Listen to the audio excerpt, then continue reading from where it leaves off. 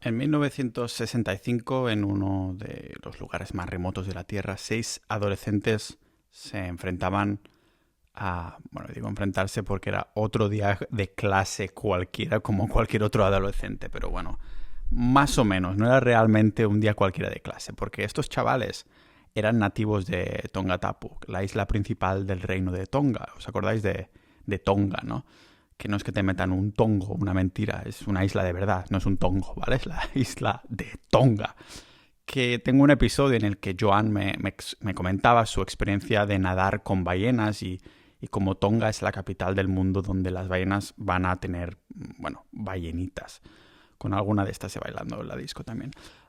Ir ahí y ver ballenas durante esa época del año cuesta como 5.000, 8.000 o 10.000 euros y por mucha experiencia única que sea, no creo que nadie de nosotros quisiera vivir ahí siempre los 365 días del año. Si eres un nativo, es distinto, es distinto. Y en el caso de estos 6 adolescentes, no solo estaban atrapados en un diminuto lugar paradisíaco en medio del inmenso océano, sino que también estaban atrapados a 1965, una era que flipas, pero además también en un internado católico. Era un lugar horrible gestionado por unas monjas viejas a las que les encantaba golpear a los estudiantes en la cabeza con Biblias. ¿Qué has dicho de Jesús? De Jesús? Pues toma guantazo, ¿no? Digno de gente que promueve el bien, vamos. Pero claro, también era, como digo, 1965 y era un sitio mega, mega, mega remoto.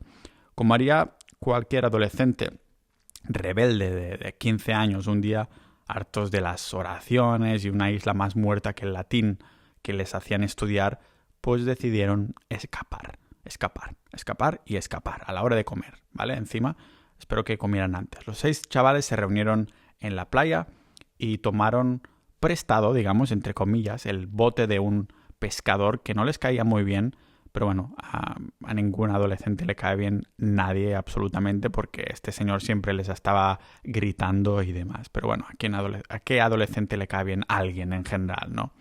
Debió ser un poco la excusa para robarle el bote al señor sin remordimientos. Su plan era navegar en esta pequeña embarcación hasta Fiji para empezar una nueva vida y, bueno, preferiblemente en algún sitio con menos monjas que les pegasen. Como en esa época no había barritas energéticas de proteicas y creatina y cosas así, y menos aún en esa isla, en el culo de la tortuga que lleva el mundo en su caparazón, pues decidieron llevarse algunos plátanos y cocos por el camino y como una cocina pequeña de gas. Me pregunto para qué querían la cocinita esta si llevaban solo plátanos y cocos, pero bueno, eran adolescentes y por increíble que parezca, a nadie se le ocurrió llevar tampoco el Google Maps de la época, que sería una brújula o un mapa analógico de toda la vida. Nada de esto. Algunos de los 6 debió creerse Marco Polo o algo por el estilo, porque si no, no me lo explico. No me lo explico porque para los curiosos hay que saber que entre Tonga y Fiji hay más de 700 kilómetros.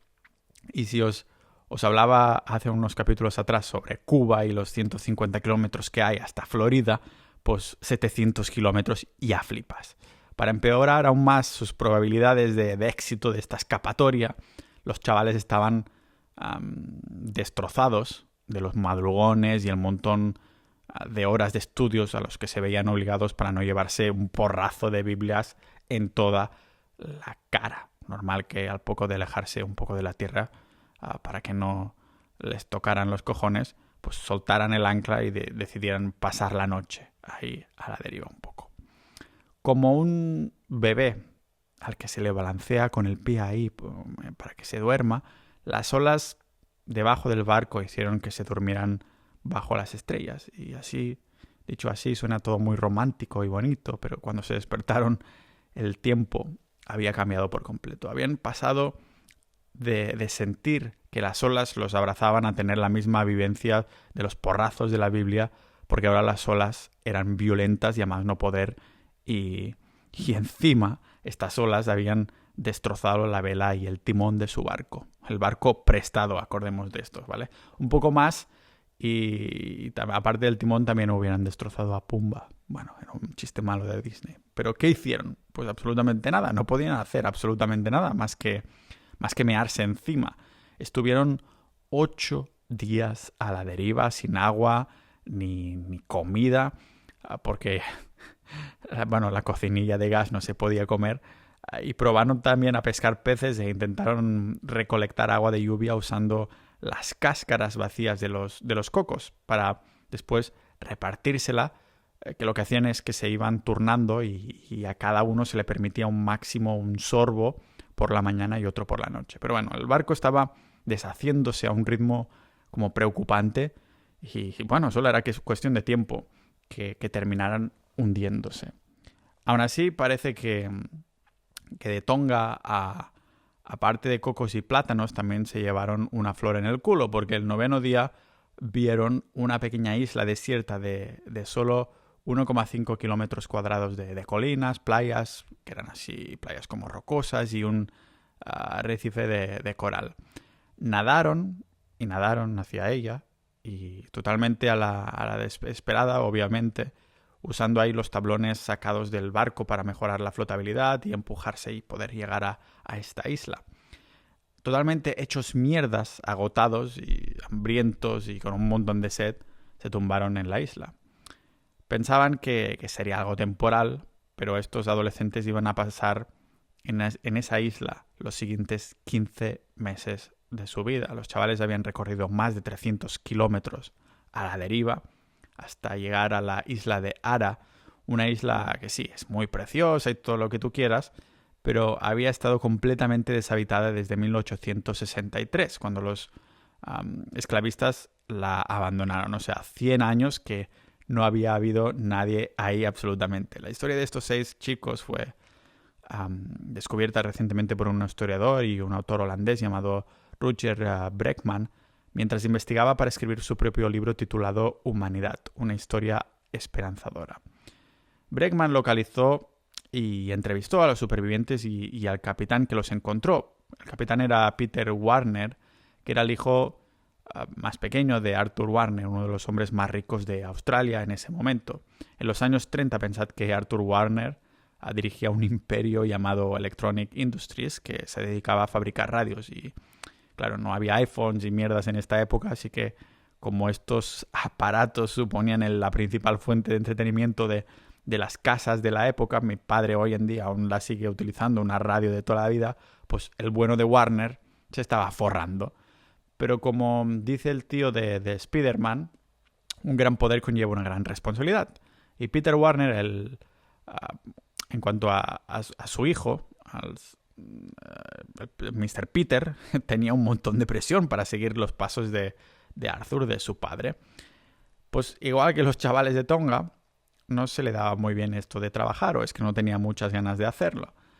Y claro, pensad que hoy en día para escapar del mundo real nos tumbamos a la cama, abrimos el Instagram, pero como parece que solían hacer pues, entonces todos los adolescentes, Peter Warner, en vez de seguir los pasos de su padre, decidió escaparse hacia el mar en busca de aventuras. Este señor se pasó varios años ahí navegando por todo el mundo y visitando lugares como Hong Kong, Estocolmo, Shanghái y San Petersburgo. Podríamos decir que vendría a ser la versión antigua de un año sabático, con la diferencia de que al volver a casa sabías que seguramente te zurrarían.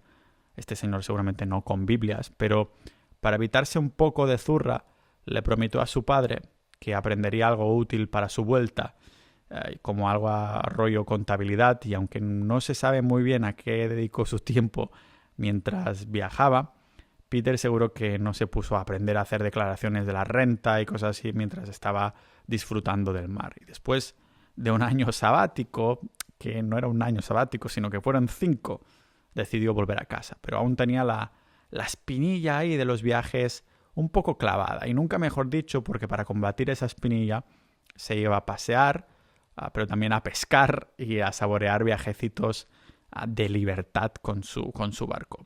Y fue en 1966 que hizo un viaje a Tonga. Y cuando quiso volver a casa se desvió un poco, simplemente por la aventura y por el azar. Y terminó topándose con la isla de Ata.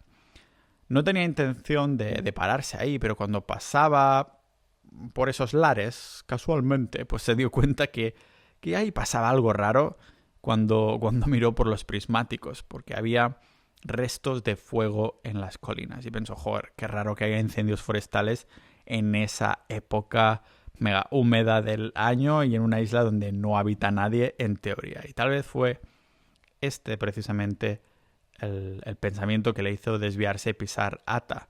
O tal vez fue que vio un chaval que salía de los arbustos como si fuera maldito Rambo, pero con 50 kilos menos de músculo. Y claro, seguramente un mini Rambo también con algo de acné, y que encima saltó al agua a la desesperada y se puso a nadar hacia la dirección del barco con la fuerza de los cocos y el pescado que seguramente había cazado ese día. Y ahí este señor Peter empezó a preocuparse, no pensando de volver a casa y que su padre lo zurraría, pero no por el chaval en sí que nadaba hacia él, pero pensad que por ese entonces era habitual abandonar a los criminales en islas desérticas a modo de castigo. Digamos que ninguno de nosotros estaría dispuesto a arriesgarse, pero no sé, dejó que le pasara la duda, y quien terminó subiéndose al barco fue un chaval joven, fresco, desenfadado y totalmente desaliñado, y con un inglés perfecto, lógicamente aprendido a bases de porrazos de la Biblia, que le soltó: me llamo Stephen, somos 6 y creemos que hemos estado aquí durante 15 meses. No sé por qué pongo esta voz, pero bueno. Así que bueno, Peter seguía desconfiando, pero se comunicó por radio con la capital por la desconfianza, si no ya hubiera ido ahí directamente a salvarlo sin contactar con nadie, y el operador le confirmó que había encontrado a los chicos perdidos, a los cuales les habían dado por muertos desde hace ya un año. Sus familias hasta habían hecho funerales, bueno, por esto, por sus hijos perdidos, asumiendo que se habían ahogado en el mar. Ahí es cuando el capitán Warner y Stephen fueron hasta la orilla para recoger al resto de estos chavalines. Y Peter quedó en shock, porque los chicos no solo habían conseguido sobrevivir a la isla, sino que habían prosperado casi. Y ahora veréis por qué, porque siendo los años 60, la mayoría de los adolescentes no habrían tenido ni puta idea de qué hacer sin comida basura ni televisión en blanco y negro de esa época, o incluso de la radio, ¿no? Pero esos no eran adolescentes normales. Al haber crecido en Tonga, tenían habilidades más adecuadas para sobrevivir en una pequeña isla tropical. Warner escribió en sus memorias que los chicos habían creado una pequeña como comuna con una huerta, troncos que estaban vaciados para almacenar agua de la lluvia, hasta un gimnasio con pesas a base de rocas, una cancha de bádminton, varios gallineros y hasta una hoguera permanente. Todo ello construido a base de trabajo manual, lógicamente, y un viejo cuchillo y mucha determinación. Personalmente no estoy seguro de que es más impresionante para mí si el hecho de que hubieran construido una cancha de bádminton o que tuvieran tiempo para jugar, sobre todo teniendo en cuenta lo ocupados que parecían estar. Los 6 chavales, pensad que para organizarse bien y demás, pues se habían dividido en grupos de 2, con una lista muy estricta de tareas en la huerta, en la cocina, de vigilancia y cosas así. Era digno de hace 10.000 años tal vez, cuando se inventó la agricultura, porque estaban todo el puto día trabajando, y siendo adolescentes habría sido fácil también que acabasen pues peleándose y quejándose todo el tiempo, pero joder, estamos hablando de sobrevivir o morir, así que digamos que habrían pasado ya este problema, ¿no? Esta fase del, oh, joder, otro día aquí en la isla, ya la pasaron, ¿no? Porque si no sabían que morirían de hambre. Pensad que tenían su propio sistema. Si algunos empezaban a discutir, tenían una estricta regla que decía, la llamaban ellos la política de descanso, que simplemente tenías que pasarte 4 horas solo para calmarte. Por otro lado, también se animaban ahí cantando y rezando, y supongo que también era motivador que no tuvieran monjas pegándoles con Biblias. Y uno de los chavales se las ingenió incluso para construir una guitarra usando solo un trozo de madera arrastrada por las corrientes también media cáscara de coco y 6 cables de acero que habían cogido del barco naufragado. Para los básicos de supervivencia, para llamarlos así, o para la vida secas, sobrevivieron comiendo pescados, cocos, aves y huevos. Incluso bebían la sangre de los animales para ingerir ahí los nutrientes adicionales que ya sabéis, si habéis escuchado este maravilloso podcast, que la sangre tiene mucho hierro. Y después de estos 3 primeros meses, que fueron más de adaptación ahí viviendo en la isla, también descubrieron las ruinas de un poblado de cuando la isla estaba habitada. ¿Os acordáis que os he comentado que hace 100 años atrás pues sí que había habido habitantes? Y ahí en estas ruinas encontraron plátanos, gallinas y taro silvestre, que es una planta comestible con hojas grandes que se parecen mucho a las espinacas. Me pregunto cuánta diarrea sacrificaron para saber que se podía ingerir. Pero lógicamente no fue todo tan rodado. Se pasaron meses construyendo una balsa que acabó hecha polvo por las olas al estrellarse contra el arrecife de coral. Y además uno de los chicos también se cayó y se rompió una pierna, pero el resto del grupo se lo montó, se las ingeniaron para usar palos y hojas para fijarle la pierna y que pudiera trabajar al cabo de 3 meses, me parece que era, o alguna cosa así. Pero si os ha flipado lo que hicieron en la isla, lo que sucedió a la vuelta también es de película, porque Peter llevó a los chavales de vuelta a Tonga y cuando estaban llegando al puerto apareció un barco de la policía. Estaba ahí para recompensar al capitán Warner o para devolver a los chicos de forma segura a sus familiares, ni mucho menos. Habían ido ahí a arrestar a los chicos por tomar prestado el barco ese del viejo pescador hijo puta cuando se escaparon. ¿Qué pasó con los chicos? Pues que terminaron en la cárcel. No sé, parte de mí sabe, al menos sé, 90% seguro, digo yo, que en esos momentos hubieran deseado volver a la isla donde tenían mucho más espacio y probablemente hasta mejor comida. Pero Peter tenía un plan. Sabía que la historia de este naufragio sería un material perfecto para Hollywood y que podía ganar algo de dinero vendiendo los derechos de la historia. Así que eso fue justo lo que hizo. Aprovechando las conexiones de su familia para vender la historia a una de las principales cadenas de televisión de Australia. Peter pagó al viejo por su barco y consiguió así la libertad de estos chavalines a cambio de que ellos cooperasen con la película. Además, el rey de Tonga recompensó a Warner con el derecho de capturar langostas y a crear una empresa de pesca en las aguas locales de las islas. Así que Warner aprovechó este tirón de su privilegio, ¿no? De que el rey te diga directamente que puedes hacer esto, y contrató a los chicos como tripulación de barco de pesca. Era una situación en la que todos ganaban, lógicamente. Peter no tenía que volver a aburrirse con la contabilidad y los chicos no tenían que volver a ser azotados en el internado. Y más de medio siglo después, esta historia también salió en los titulares de todo el mundo y algunos lo han llamado el verdadero señor de las moscas. Y diréis, ¿qué tiene que ver las moscas con esto? Pues la referencia es por un libro llamado El Señor de las Moscas, escrito por William Golding en 1954. La historia es básicamente de un grupo de escolares británicos que sufren un accidente de avión y bueno, que terminan perdidos en una isla deshabitada. Al principio estos chavales, en esta historia de ficción, cosa que no es lo de Tonga, pero en esta historia sí, el del Señor de las Moscas, al principio están muy contentos porque no hay adultos por ahí, pero pronto la historia se gira porque se pelean por elegir al líder, tienen problemas para mantener encendida una señal de fuego, empiezan a tener también como miedo de un misterioso monstruo de la selva al que le llaman la bestia. Y claro, algunos de los chicos empiezan a obsesionarse con la caza y creen que si sacrifican cerdos como tributos a la bestia, pues le dejará en paz. Y claro, después de un par de intentos fallidos, consiguen matar a un cerdo y lo celebran, rollo ahí pintándose la cara y bailando alrededor del fuego. El problema es que, bueno, se dejan llevar tanto a la hora de fingir ser unos salvajes, ser unos Rambos, ¿no? Que se convierten en los verdaderos salvajes. En medio de la oscuridad se vuelven tan histéricos que confunden por accidente a uno de los chicos con esta bestia y le dan una paliza antes de desmembrarle y, bueno, eso, dejarlo desmembrado literalmente. Que, por cierto, he mencionado que se trata de un libro para niños.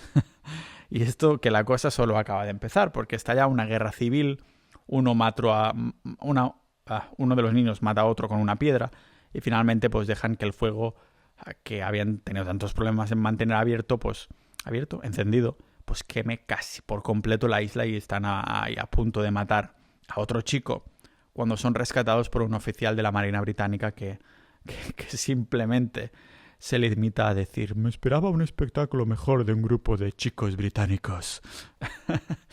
¿Y por qué tiene relevancia? Pues porque esta historia suele usarse a modo de metáfora de la condición humana, nuestra naturaleza malvada, al menos. Para ser justo con Golding, escribió este libro después del Holocausto y la Segunda Guerra Mundial, en la que sirvió como teniente a bordo del destructor de la Marina Real Británica que participó en el hundimiento de Bismarck. O sea que el pavo pudo contemplar de primera mano cómo de perversos que pueden ser los humanos con los demás. También, además, era profe de escuela, pero si así es como pensaba que que pasaban el rato los alumnos, me preguntó qué cojones enseñaba. Pero bueno, el caso es que la historia de los chavales de Tonga no se parece en nada, casi en nada, vamos, a esta historia de El Señor de las Moscas. O sea que los titulares lo llamaran el verdadero Señor de las Moscas no me parece justo, porque hacen justamente lo contrario. Demostraron estos chicos ser mucho mejores que los protagonistas de la novela. No se mataron los unos a los otros, sino todo lo contrario. Lo que ocurrió en Ata, esa isla pequeña de 1,5 kilómetros de diámetro, no se basó en la supervivencia del más apto, sino en la supervivencia de los mejores amigos, en la cooperación.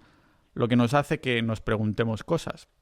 ¿Por qué una historia como esta ha podido pasar desapercibida durante tanto tiempo? No es que a la gente no le interesen las historias de supervivencia en una isla desierta.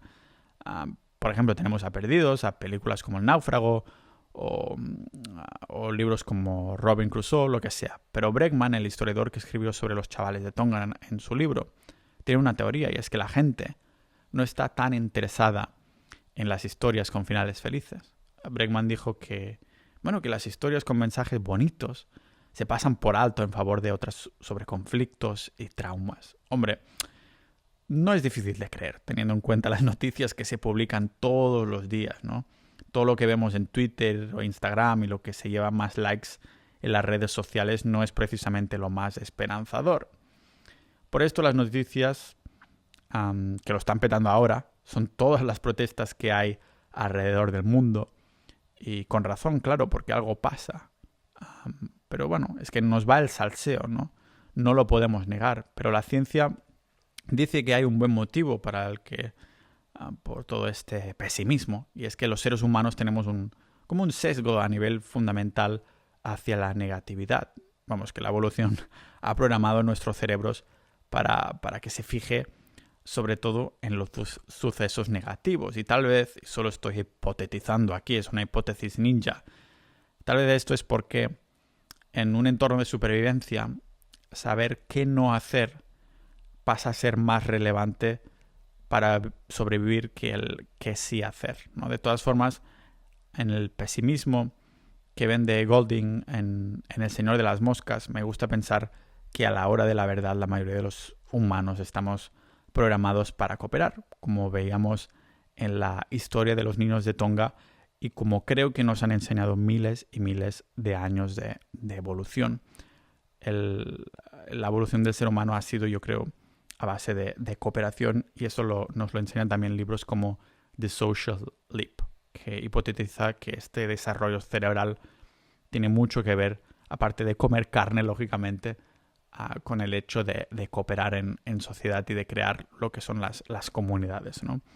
Sea como sea, esta era la historia de hoy. Os quería dar las gracias por escuchar hasta aquí. Y si ya habéis escuchado hasta aquí, también dar las gracias principalmente a los miembros de Sociedad.ninja si queréis dar soporte al podcast, a este contenido gratuito que hago. Además, entrar en la comunidad exclusiva y escuchar episodios privados solo para vosotros, sociedad.ninja, y ahí os lo agradeceré. Nos veremos en Discord, en la comunidad, o en más capítulos de este episodio multidisciplinar de Pau Ninja.